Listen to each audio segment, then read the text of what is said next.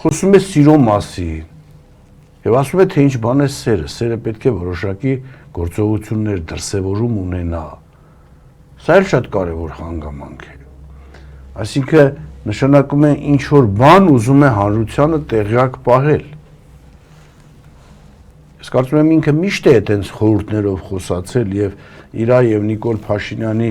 երբեմն միասին հեռուստացույցի էկրանի հետևում Երևանը միշտ բնութագրվում էր նրանով, որ Տիկին Աննա Հակոբյանը ինչ որ բան է ուզում հասկացնել։ Ինչ որ խորհրդանիշներով է խոսում, իսկ այս ելույթը ամենախորհրդանշականն է։ Ինչու անկարծ պետք է իր հետևից գնա հակակոռուպցիոնը։ Ինչու է ինքը այդ բոլոր նվերները թողնում պետությանը։ Արդյոք դրա հետ կապված ինչ որ զրույցներ եղել են թե ոչ։ Արդյոք ինքը մտավախություն ուներ, որ եթե դրանք չթողներ, ապա անպայման իր հետևից գալու էին, հա։ Վերջապես ինքը եւ Նիկոլը, եթե հավատանք, հա, այն ամենին ինչ իրանք ասում են, ունեն 4-ը միասին ծնած եւ մեծացրած երեխաներ։ Արդյոք կարելի է այս ամեն ինչը մի կողմ դնել։ Լավ, ով կարող է լինել այն ֆովարիտը, որ հաղթել է Տիկին Աննա Հակոբյանին։ Եվ երբ որ ինքը սիրո դրսևորման մասին, թե նա ինչ գործնական, ես վերջերս ով է միշտ սիրո նշան ցույց տալի։ Նիկոլը, չէ։ Ինչ է ակնարկում Տիկին Աննան։ Ինչ է ուզում դրանով ասել։ Ես կարծում եմ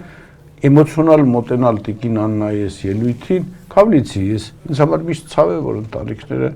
տրոհվում են, ընտանիքները բաժանվում են, բայց այս պարագայում մենակ ընտանիքի բաժանության խնդիր չէ, որ արկա է մեջտեղում։ Կան ավելի խորքային խնդիրներ, որոնց մասին եթե մենք ուշադիր հետևենք Տիկին Աննայի ելույթին, դրանց մեջ այդ ակնարկները կան։ Ինչի համար են ազգուշացնում ժողովրդին, ինչ նոր մեսիջներ է ուղարկում ժողովրդին, ով է այն ֆովարիտը, որ կարողացել է հաղթել Տիկին Աննային։ Էդ էլ կարելի է, գիտեք, մոտավորապես ասել, ով կարող է լինել։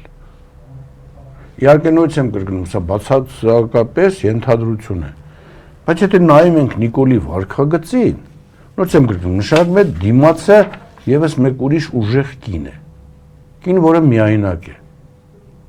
բայց որը անպայման զավակ ունի,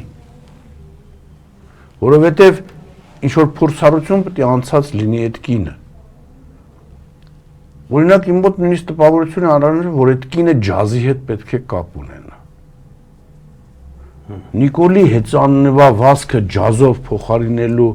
այս երևույթը շատ հետաքրքիր է։